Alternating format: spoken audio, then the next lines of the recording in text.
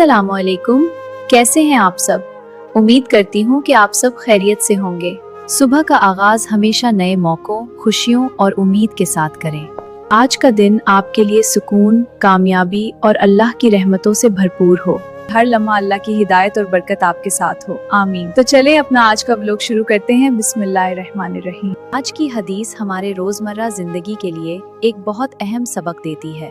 हजरत अबू हुरैरा रदियल्लाहु अन्हु से रिवायत है कि नबी पाक सल्लल्लाहु अलैहि वसल्लम ने फरमाया, मोमिन वो है जिससे लोग अपने माल और जान के हवाले से महफूज हों, और मुनाफिक वो है जिससे लोग महफूज ना हों। आज की हदीस हमारी रोजमर्रा जिंदगी के लिए एक बहुत अहम सबक देती है कि एक हकीकी मोमिन की पहचान उसके अच्छे अखलाक, ईमानदारी और दूसरों के लिए हिफाजत में है।